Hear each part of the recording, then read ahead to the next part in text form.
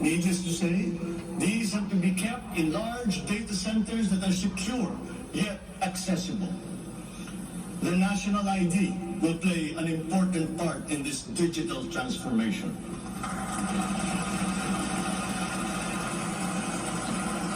For citizens to be able to seamlessly transact with government, their identity must be easily verifiable.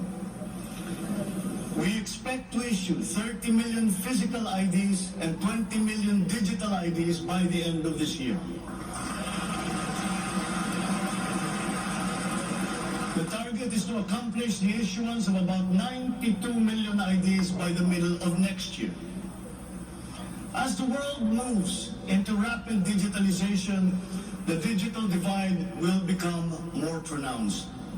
The depth and breadth at which these technologies will be transformative in our lives is fully expected. This will open new opportunities for the creation of wealth, but will also likely create inequalities. Hence, universal connectivity will be a vital component in order to ensure that no citizen is left behind.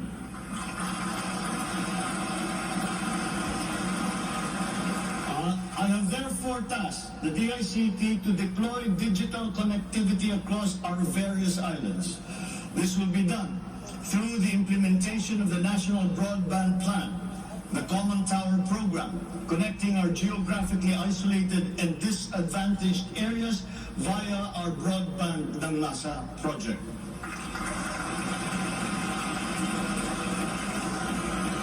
Relevant modes of digital transport should be utilized.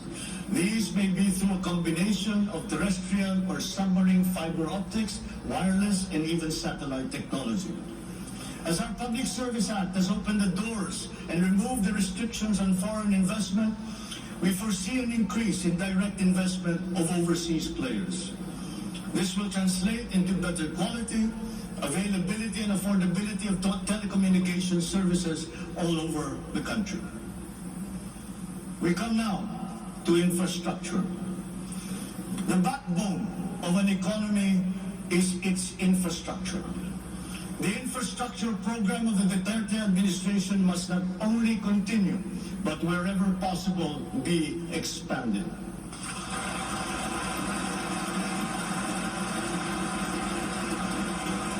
We shall confidently build on this firm foundation established by my predecessor, as it is in building an edifice. We must keep the momentum and aspire to build better, more.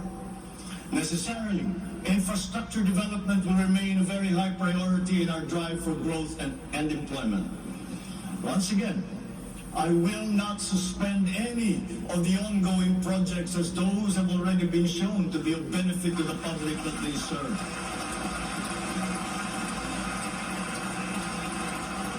We will continue to study the proposals that have been made. Infrastructure development spending will be sustained at 5 to 6% of GDP. The planned expansion of infrastructure projects, I believe, would be possible if we continue to encourage the participation of the private sector in the development of our programs. Public-private partnerships, or PPPs, hold great potential for that expansion, for infrastructure development and for innovation. Our infrastructure development is of primary importance, as it is a necessary element to improve many other sectors, to include agriculture, tourism, general economic activity, and even to governance. It is my belief also that we have missed some great opportunities to develop our rail transport system. It is clear in my mind that railways offer great potential, as it continues to be the cheapest way of transporting goods and passengers. We can build upon the already existing lines by modernizing these old railway systems.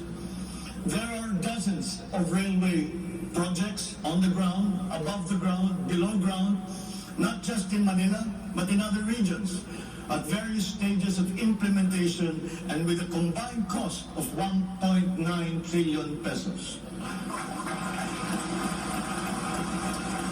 This administration is committed to finish building the current portfolio of investments, approve railway projects such as the North-South Commuter Railway System, the 33-kilometer Metro Manila Subway Project, the 147-kilometer North-South Commuter Railway System, the 12-kilometer LRT1 Cavite Extension,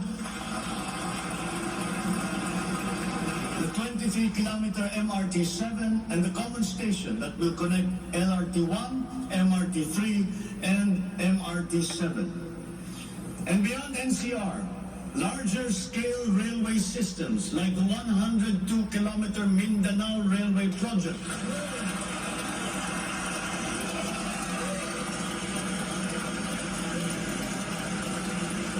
the Panay Railway Project, and the Cebu Railway System will be integrated as a vital part of our transport and communication systems. We will also continue to improve our roads and transportation systems in key cities throughout the country through various projects such as the Cebu Bus Rapid Transit, Davao High Priority Bus System, Ilocos Norte Transportation Hub, the El Nido Transport Terminal.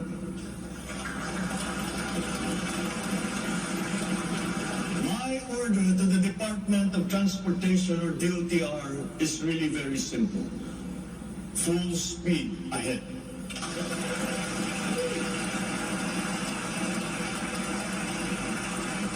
Improving our railway system along with modernizing existing airports and seaports will maximize our strategic location in the Pacific and connect our many islands. A key sector in our transformation plans is that of energy. Another fundamental requirement for growth and increased employment will be the availability of cheap, reliable energy. This even comes under the category of ease of doing business. If we are to attract investors, both local and foreign, to set up shop here in the Philippines. At present, our demand for energy far exceeds our reliable supply. We must increase the level of energy production. We must look at every possible option that would be appropriate for the Philippine situation. There is some room to expand our present power supply through existing power sources, but this is only to a very limited extent. We must build new power plants.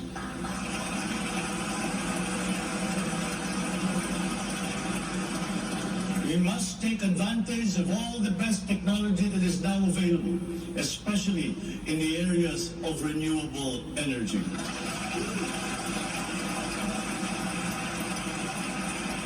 Our search for new power sources should always be with an eye to improving the mix of the energy supply between traditional and renewable sources. The technology on renewable energy is progressing rapidly, and many of these technologies are appropriate for the Philippines. We have already begun windmill power. We are now expanding very quickly our solar power production. For both offshore and onshore wind turbines, for example, the World Bank has calculated that there is a potential for 255 gigawatts by the year of 2030. Solar power has steadily increased its efficiency in converting sunlight to electrical power, which is particularly attractive for the Philippines. Because unlike wind power, solar power is practical almost everywhere in the Philippines all year round. In the move to lowering our carbon footprint caused by energy production, our advancement to renewables will have a lead time. In the interim, natural gas will hold the key. We will provide investment incentives by clarifying the uncertain policy in upstream gas, particularly in the area close to Malampayang. This requires clarification of the processes and review of service contracts policy. I believe that it is time also to re-examine our strategy towards building nuclear power plants in the Philippines.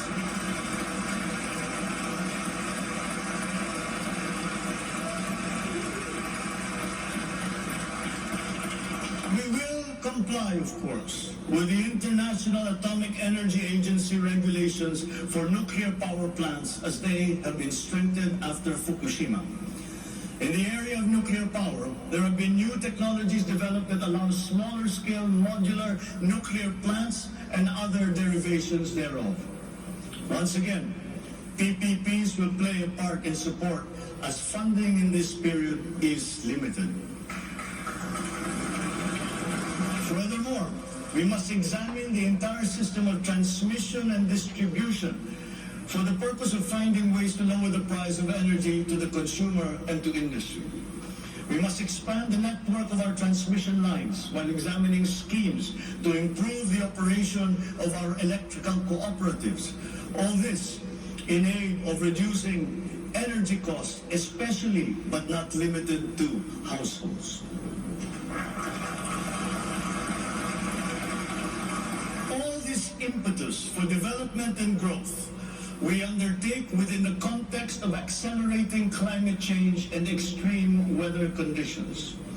Though we are a minor contributor to climate change globally, we have the unfortunate distinction of being one of the most vulnerable countries to the effects of climate change. For the welfare of our people, it is incumbent upon us to alleviate the effects of that vulnerability. The use of renewable energy is at the top of our climate agenda. We will increase our use of renewable energy sources such as hydropower, geothermal power, solar, and wind. Geographically, we are a disaster-prone country. Capacity building for our natural disaster resiliency is therefore a must. Investment in science and technology is imperative to enable us to have accurate weather forecasts and on-time disaster alerts. Studies show that already now, many areas in the Philippines are at high risk from the rise in sea levels brought about by the increase in global temperature. We must adapt to this phenomenon with disaster-proof planning for our communities. We will also look into the precarious fresh water supply situation in the country, especially in our urban areas. Many of our water supply systems date back to the 1950s, and they must now be rehabilitated and improved. I've instructed the DNR, together with the DPWH, to explore possible partnerships with the private sector to address this crucial situation. The Philippines has excellent laws on the environment, but we have to guarantee that these laws are properly enforced. And this will require a great deal of coordination and cooperation between concerned government agencies and private stakeholders. Companies who exploit our natural resources must follow the law. We all have the responsibility to preserve this earth, for we are but custodians and we will pass on this great treasure to future generations.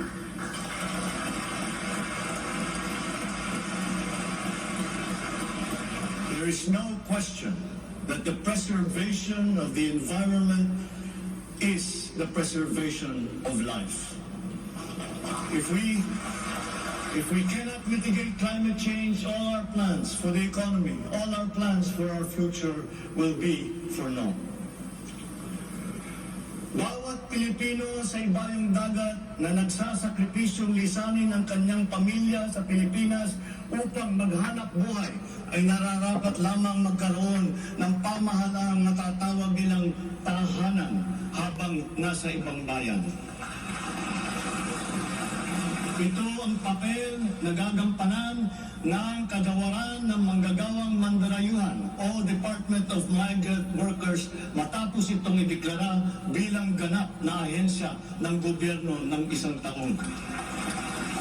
Ang kagawaran ito ang magsisilbing kanlungan ng ating mga kababayan sa gitna ng mundong walang kasiguruhan at mahigpit na kompetisyon.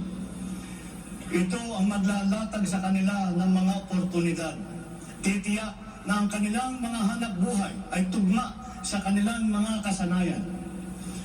Maninigurong akma ang sahod at maayos ang kalagayan sa kanilang mga kumpanya. at mangangalaga sa kanilang mga pamilya habang sila ay nasa malayo. Gagawin natin ito sa pamamagitan ng pag-aalis ng red tape sa sistema ng pagsusulong ng digital empowerment. We shall automate the verification of contracts and issue secure overseas employment certifications that you can keep on your smartphone. I call on the Department of Migrant Workers and the DICT to make this a top priority. Tinatawagan ko rin ang Department of Foreign Affairs na makipagtulungan sa Department of Migrant Workers na tiyakin ang lahat ng mga diplomatic post ay tutulong na agarang maibalik sa trabaho ang mga ating mga overseas Filipino workers na nawalan ng hanap buhay nitong nakalipas na ilang taon. Mula sa 3 buwan ay gagawin na lang nating 3 linggo para sa isang dayuhang employer na iproseso ang mga papeles ng Pilipinas ng Pilipinong nais nitong kunin bilang empleyado. Aatasan din natin ang kagawaran ng gawing simple ang komplikadong handbook ng mga tuntunin at regulasyon para sa mga OFW. Nang sa gayon ay maging malwan ang mga transaksyon may kinalaman sa kanilang pangingibang bansa. Mula sa handbook na may 240 seksyon ay gagawin nating pamphlet na lamang na hindi hihigit sa 100 pahina. Mahirap na nga ang buhay. Kaya naman, ayaw pa natin makitang lalo pang nahihirapan ang ating mga manggagawang mandarayuhan sa pagtupad sa kanilang mga pangarap. Para sa mga kababayan nating naiipit sa kaguluhan, inaabuso at nanganganib ang buhay, ikinagagalak kong sa ilalim ng aking pamumuno ay ilulunsad natin ang One Repatriation Command Center o ORCC.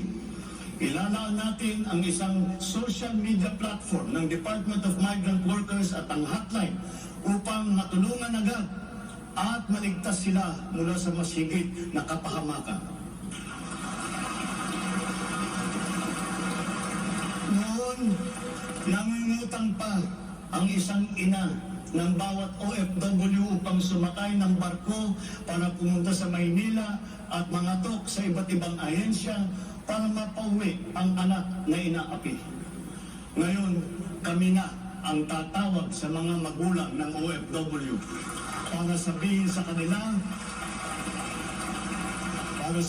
kanila ang petsa kung kailan nila mayayakap at makakapiling ang kanilang mga anak.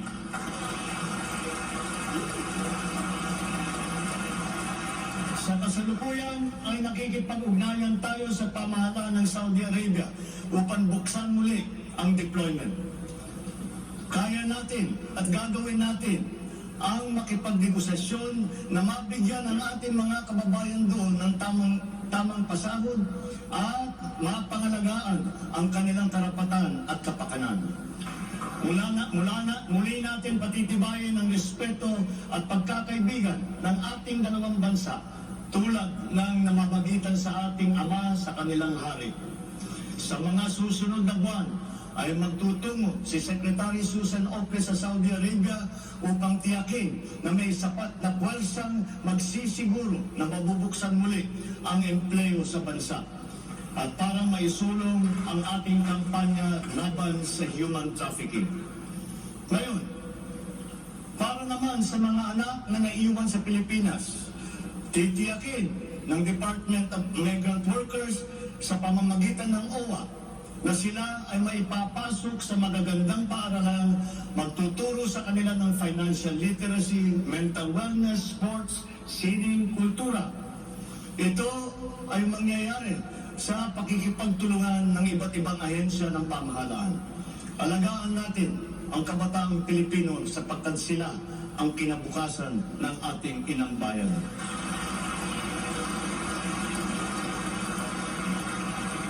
Sa ating mga kababayan na nasa ibang bansa, you deserve a home in government. Not only for the money that you send home, but you are not cold tools of the economy. You deserve it for your sacrifices for our country and your perseverance and excellence in the global arena. You OFWs represent the fighting faith of the Filipinos as a nation and as a people. Let us transform your overseas journey into inspirational stories for all time. Thanks to you, our dear legislators, and of course to the man every OFW now refers to as their tatay, President Rodrigo Duterte. You passed the law that created this new home for our OFWs.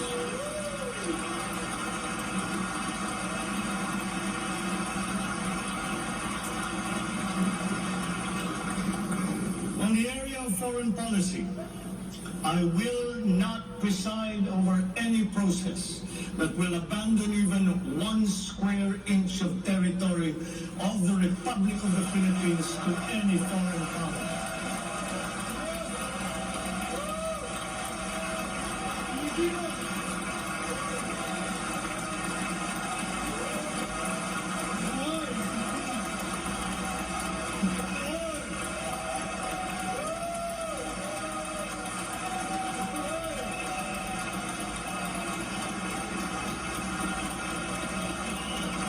With respect to our place in the community of nations, the Philippines shall continue to be a friend to all, an enemy to none. The Philippines has always been open and welcoming to all our foreign friends and visitors. That is our worldview. That is our culture. But let me be clear. We are very jealous of all that is Filipino.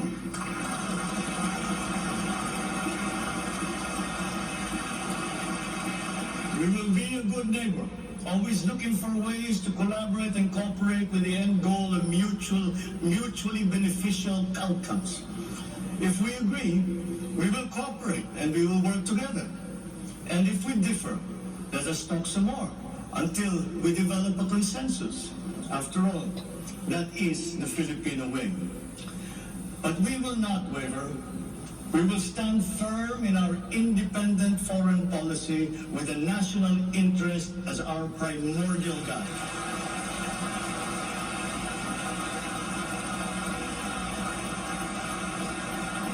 We commit to maintaining good relations with the rest of the world.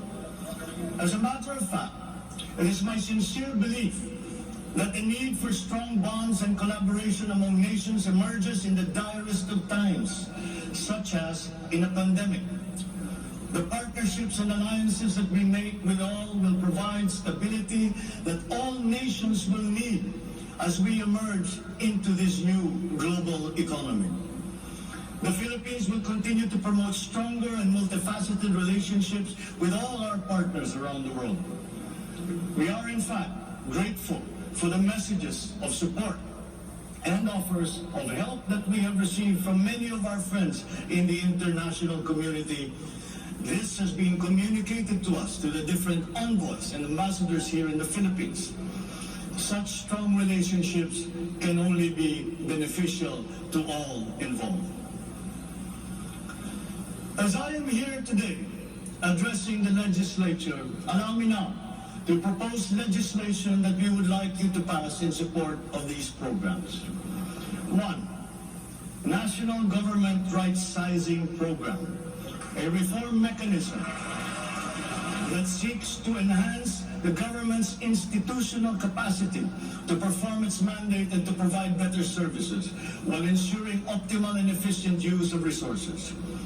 Compared to previous government reorganization efforts, the NGRP will entail a comprehensive strategic review of the functions, operations, organization, system, and processes of the different agencies, and massive and transformational initiatives in agencies concerned, such as mergers, consolidations, splitting, transfer, and even the abolition of some offices.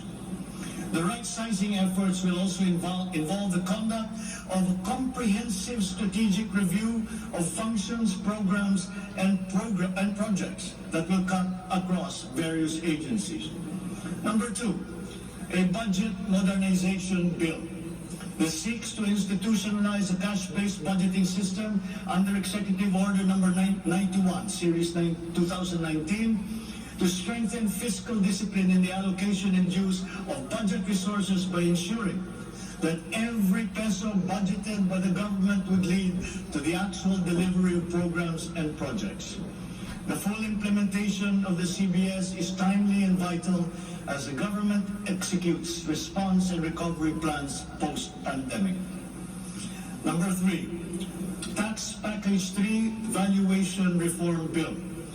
This bill provides for the A, establishment of real property values and valuation standards across the country, and B, the development of real property information system that provides for the database of all real property transactions and declarations in the country. Number 4, Passive Income and Financial Intermediary Taxation Act. This seeks to reform the taxation of capital income and financial services by redesigning the financial sector taxation into simpler, fairer, more efficient, and a revenue-neutral tax system. It also represents to adopt a regionally competitive tax system.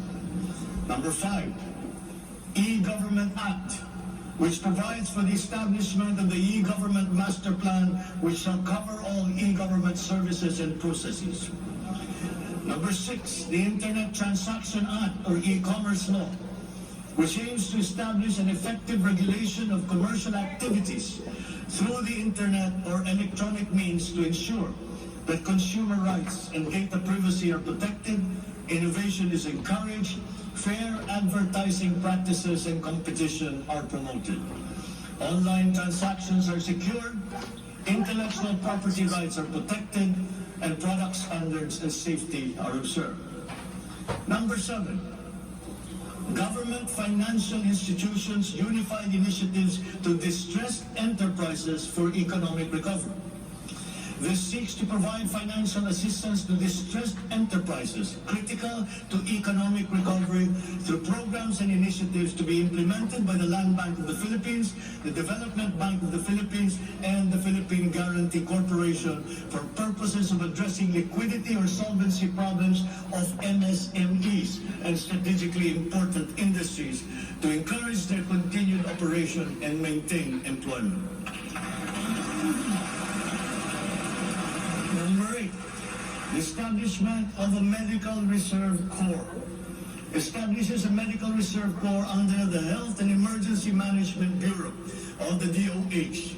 The MRC shall be composed of licensed physicians, medical students who have completed their 4 years of medical courses, graduates of medicine, registered nurses, licensed allied health professionals.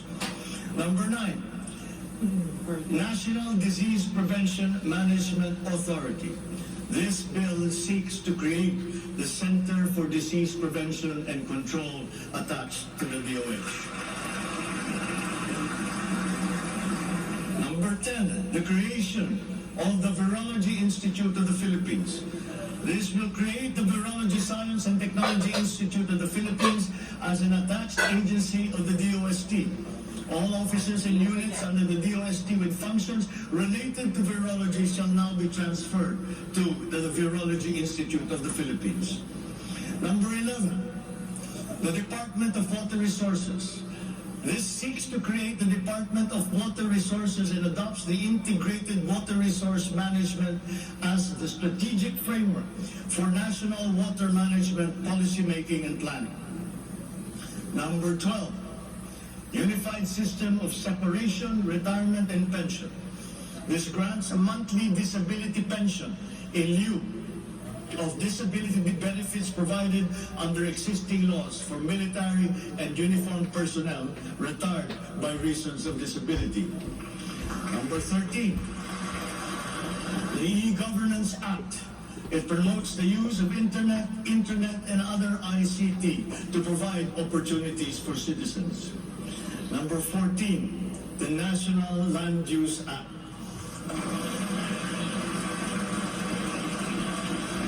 This will provide for a rational and holistic management and development of our country's land and water resources, hold owners accountable for making these lands productive and sustainable, strengthen the LGU to manage ecological balance within its jurisdiction. It also provides for land use and physical planning framework as a mechanism in determining policies and principles to implement this legislative measure. Number 15, the National Defense Act. This seeks to amend the antiquated National Defense Act of 1935 to provide for a change in the military structure of the armed forces of the Philippines that is more responsive to current and future non-conventional security threats to the country's territorial integrity and national sovereignty. Number 16, Mandatory Reserve Officers Training Corps and National Service Training Program. This seeks to reinstitute the ROTC program as a mandatory component of senior high school programs, grades 11 and 12, in all public and private tertiary level educational institutions. The aim is to motivate, train, organize, and mobilize students for national defense preparedness, including disaster preparedness and capacity building for risk-related situations. Number 17, enactment of an enabling law for the natural gas industry. This seeks to foster the development of the midstream natural gas industry in a bid to strengthen Philippine energy security by diversifying the country's primary sources of energy and promoting the role of natural gas as a complementary fuel to variable renewable energy. Number 18, amendments to the Electric Power Industry Reform Act, or EPIRA. This aims to improve the implementation of the law's provisions, the high cost of electricity, alleged market collusion, and insufficient power supply. The bill seeks to restructure the Energy Regulation Commission to foster accountability and improve the Commission's government system that would ensure consumer protection and in enhancing competitive operation of the electricity market. Number 19, amendments to the Bill Operate Transfer Law. This seeks to improve the implementation of the public-private partnership program and to be able to direct the desired outputs and outcomes in line with the strategic development targets of the country. Specifically, the amendments seek to 1. Address the ambiguities in the existing law. 2. Address the bottlenecks and challenges affecting the implementation of the PPP program. And 3. Foster a more competitive and enabling environment for PPPs. To my fellow Filipinos, ang aking mga minamahal na kababayan, batid ko na hindi madali ang ating pinagdaraanan sa nakaraang higit na 2 taon. Alam ko rin na ang bawat isa sa inyo ay ginagawa ang lahat ng inyong makakaya upang patuloy na harapin ang lahat na pagsubok sa kasalukuyan. I do not intend to diminish the risks and the challenges that we face in this turbulent time in global history. And yet, I see sunlight filtering through these dark clouds. We have assembled the best Filipino minds to help navigate us to this global crisis that we are now facing. We will endure. Let our Filipino spirit ever remain undimmed.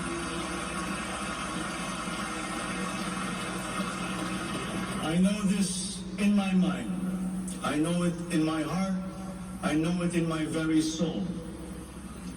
The state of the nation is sound. Thank you and good afternoon. Maraming salamat sa inyo lahat.